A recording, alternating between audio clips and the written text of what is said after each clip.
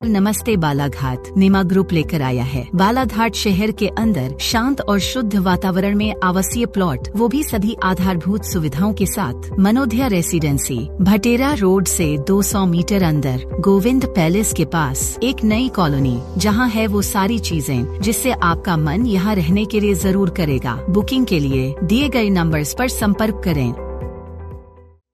नगर पालिका परिषद रीवा के सीएमओ प्रभात वरकड़े और उनके माता पिता और बहन के विरुद्ध उनकी पत्नी दीपाली ने दहेज में फोर्ड कार 10 लाख रुपए की मांग को लेकर शारीरिक और मानसिक रूप से प्रताड़ित करने का आरोप लगाया है। इस मामले में महिला पुलिस थाना बालाघाट में प्रभात वरकड़े, उनकी मां निशा वरकड़े, पिता सागर मरकाम और बहन प्रगति वरकड़े के सभी मिश्रा कॉलोनी वारासुनी निवासी के विरुद्ध दहेज की मांग को लेकर शारीरिक और मानसिक रूप से प्रताड़ित करने के आरोप में अपराध दर्ज कर जांच शुरू कर दी गई है। प्राप्त जानकारी के अनुसार 12 अप्रैल 2024 को प्रेम संबंध के चलते दीपाली का विवाह प्रभात के साथ दोनों परिवार की सहमति से वीरांगना महारानी दुर्गावती सामुदायिक भवन बालाघाट में सामाजिक रीति रिवाज से हुआ था।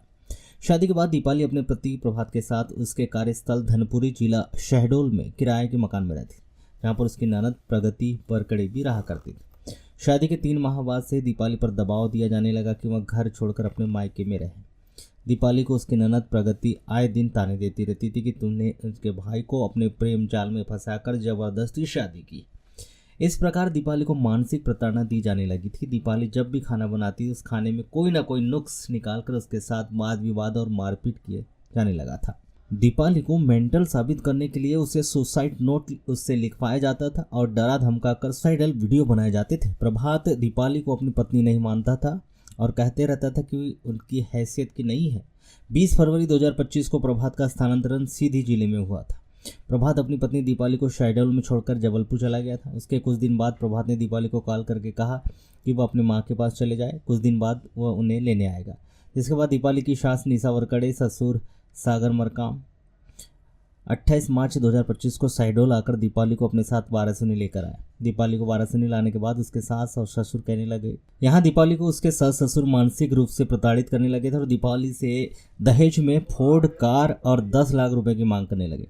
परेशान होकर दीपाली अपने मायके आ गई। 14 अक्टूबर 2025 को दीपाली जिला सीधी अपने पति प्रभात के ऑफिस गई तो प्रभात उसे अकेले छोड़कर चला गया, जिसकी वजह से दीपाली को होटल में रुकना पड़ा। दूसरे दिन जब सुबह दीपाली अपने पति के निवास स्थान शास्त्री नगर मेघदूत पार्क गई, तब दीपाली को उसके पति प्रभात ने मारपीट कर बाहर निकाल दिया और दरवाजा बंद कर दिया था। दीपाली ने 112 डायल कर पुलिस बुलवाई थी। तब पुलिस के आते ही प्रभात घर से निकलकर भाग गया। उसके बाद दीपाली अपने मायके आ गई। दीपाली ने वन स्टॉप सेंटर में आवेदन लगाया था। वहाँ पर दीपाली को उसके सास ससुर और पति ने साथ में रखने से इनकार कर दिया। इसके बाद दीपाली ने इस घटना की रिपोर्ट महिला पुलिस थाने में दर्ज की। महिला पुलिस ने इस मामले में दीपाली के पति प्रभात वरकड़े, सास निशा वरकड़े, ससुर सागर मरकाम, ननद प्रगति वरकड़े के विरुद्ध दीपाली को दहेज की मांग को लेकर शारीरिक और मानसिक रूप से प्रताड़ित करने के आरोप में भारतीय न्याय संहिता और दहेज प्रतिषेध अधिनियम के संबंधित धाराओं के तहत अपराध दर्ज कर जांच शुरू कर दी है। बताया गया कि प्रकाश वरकड़े इन दिनों रीवा नगर पालिका परिषद में सीएमओ के पद पर पदस्थ है।